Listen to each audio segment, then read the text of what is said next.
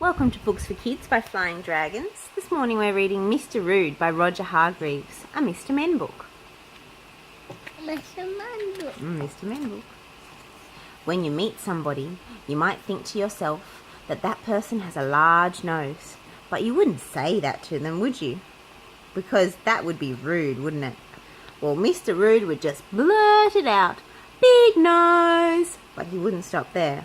Oh no, not Mr. Rude. "Big nose, with a nose like that, you could vacuum the floor." Can you imagine saying that to somebody? Well, I hope you can't. And he was the same with everybody.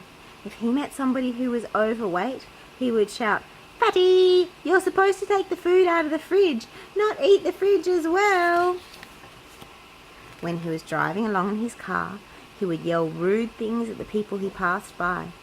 Mr. Rude was a horrible man who didn't have a nice thing to say to anybody. And not surprisingly, nobody liked him.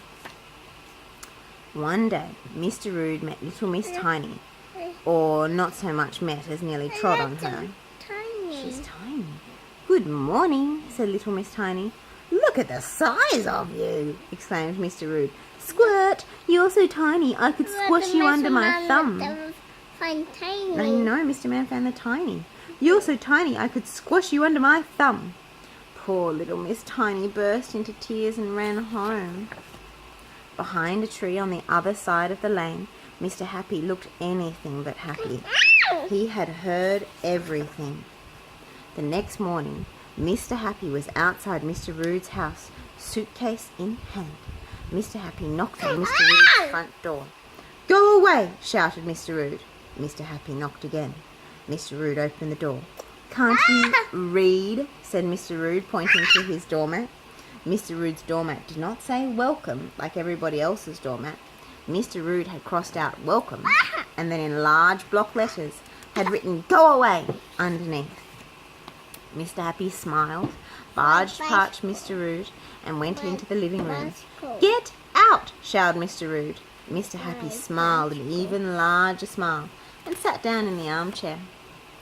Mr. Rude exploded. He ranted and raged for half an hour, but Mr. Calmly happily sat through it all, smiling. Calmly sat through it all. Eventually, Mr. Rude went into the kitchen to make himself supper without offering any to Mr. Happy. After his supper, Mr. Rude ranted and raged for a full hour, but whatever Mr. Rude called him, Mr. Happy took no notice. Finally, Mr. Rude turned out the lights and went upstairs without offering Mr. Happy a bed for the night. When Mr. Rude came down in the morning, Mr. Happy was still there, still smiling. "Okay, I give in," said Mr. Rude. "What do you want?" "Breakfast would be nice," said Mr. Happy. "Please." Mr. Rude made breakfast for him. It was the first time in Mr. Rude's life that he had ever done anything for somebody else. In fact, it was the first time he had ever asked anybody what they wanted. "Thank you," said Mr. Happy when he had finished. "Right, you can go now," demanded Mr. Rude.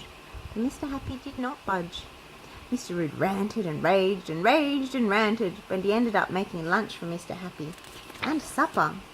He even offered Mr. Happy a bed that night. Mr. Happy stayed for a fortnight. Slowly the ranting and raging became less and less. Mr. Rude discovered he had something that he had never known he possessed. Manners. When it was time for Mr. Happy to leave, he shook Mr. Rude's hand and said, "Thank you so much, Mr. Rude. I really enjoyed my stay."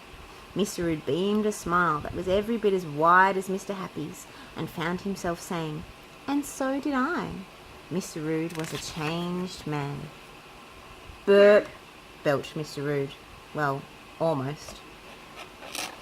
If you liked this book, please click subscribe below. Thank you.